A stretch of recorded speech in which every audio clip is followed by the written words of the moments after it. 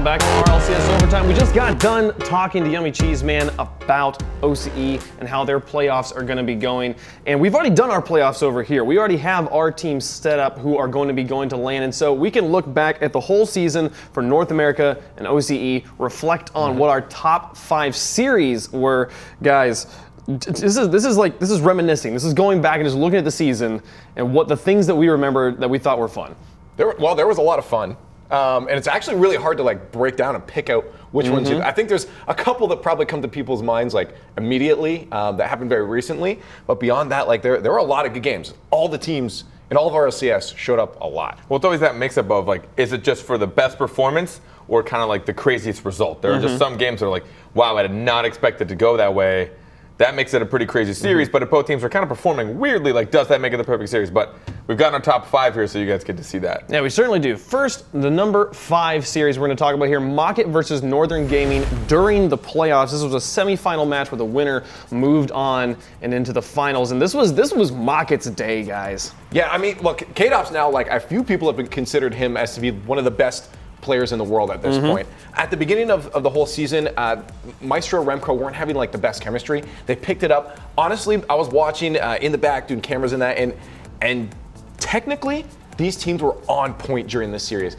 It was hard coming off that last FlipSide match and watching this too, but there were so many good things happening.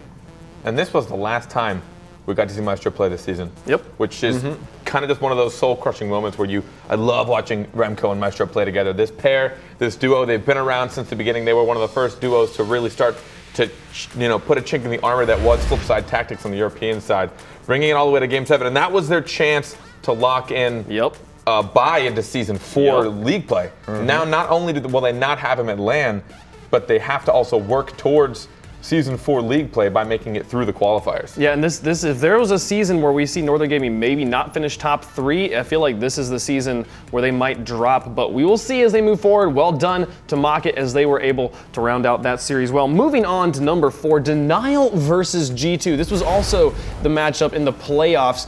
This was the end of the road for G2. 2 seasons in a row now that they have not made it to the World Championships, and it was the Canadian squad that did it to them. We watch so many times teams that come into league play and we know they have the potential individually. Corrupted G, Lethamir, Sad Jr.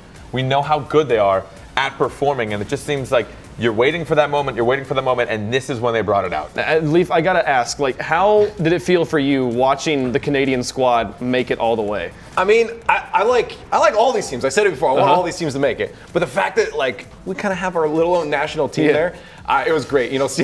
Seeing the flags out in chat during that, it's great. Honestly, it's really cool that all these guys are in the same. I'm pretty sure they're all from Toronto as well. Oh, really? Or at least the surrounding area. It's just funny because we were talking earlier about how it's well, the thing is there are fully North American teams, but there's a bunch of them. Right now, there's only one totally Canadian squad, and I think so many people looked at this and were like, G2, they're gonna finally light it up here. But this series also went to 7 games. Every single one of our series in the top 5 went the full length, if it was a best of 5 or a best of 7, and here it was Denial that pulled it out. I gotta give a shit to Sad. Honestly, I think a lot of it was Sad Jr. Sad Jr. was not doing the best during this entire series, or RLCS Season 3, until this point. He stepped up. He was everywhere. Offense, defense, didn't matter. He wasn't trying to do any stupid, risky plays. He was doing what needed to be done. Well, we saw him, he made 12 saves in that series right there, and I think he has been kind of filling in the back rotation. So he's not the flashy player here in Denial, but he is the player that's enabling them to win. I mean, just think about the moments leading up to the playoffs. G2 had an opportunity to be auto-qualified for LAN before the playoffs. They almost made top 2 spots. And Denial were fighting for the 6th. Yeah. They were both on complete opposite ends of the spectrum. So going into it, you'd be a fool to predict this result. It's the same sort No offense to Denial, but why on earth would a team that almost made top 2 fall to a team that barely made it into the playoffs? So to see this kind of result and to watch Denial pull it out when they really needed it. It was nuts. It's similar to the story of Mockit on the other side, where they were struggling for that top 6 spot in the end of the regular season, and then end up winning the whole thing, as they also have qualified for Season 4 at this point. But moving on to our 3rd series, G2 versus Atelier. We'll give G2 some love here, as they had some amazing series during the regular season here. This was back in week 1 when they reverse swept Atelier. I'm so glad these guys got picked up by an org now. They deserve it. I mean, I'm not going to lie, and I got to say it here for the record, I didn't even have them predicted to make it in the top 4 for LAN. Sure. I saw too many inconsistencies. But yeah, all 3 of those boys stepped it up. They figured out their mistakes, and Turtle's been such a good backbone for that team. And just to kind of bring it up, I know it might be a little bit too late. Sorry, G2. But this was the G2 that when I saw come out, I'm like, this is it. This is a team that's going to contend for that finals, for the grand finals. The passing plays were amazing. The passing plays, these shots, this shot right at the very end to tie it up, and then there was one more, the infamous dribble from JNaps to get it in overtime. Here Matt comes in from the side, and JNaps just fakes him off, able to put that one in. We were going crazy.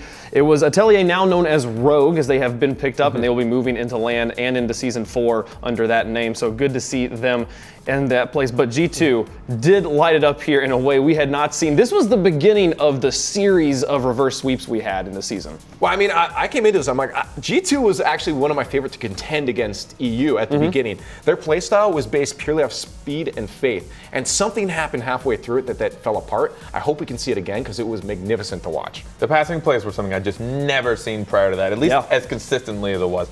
Every series they'd do 4 or 5 crazy passing plays that are so hard to predict, usually about 2 of them resulting in goals. They had very creative approaches to the net. They were trying to avoid the backboard. But yeah, as you said, Leaf, later in the season, that became less prevalent. I think the pressure started to fall onto them, and they just weren't performing the same way. Now, the story of Season 1 started in that match right there with the reverse sweep, and then the very next day in Europe, Leftovers versus FlipSide, we saw another one that started our streak of reverse sweeps.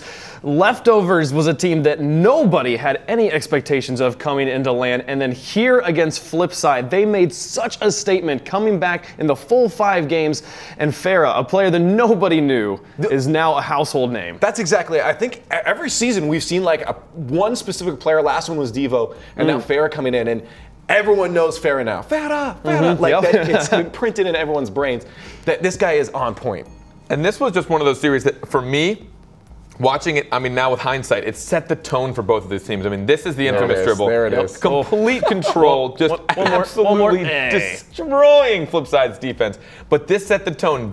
You're right. Watch the beginning of FlipSide really not performing to their standard. The rest of the season, they really weren't doing it as well as we'd seen them pulled. I mean, they didn't lock themselves in a top 2 spot. They were in a lower spot going into playoffs, and that was the beginning of Leftovers showing like, hey, we can pull this off.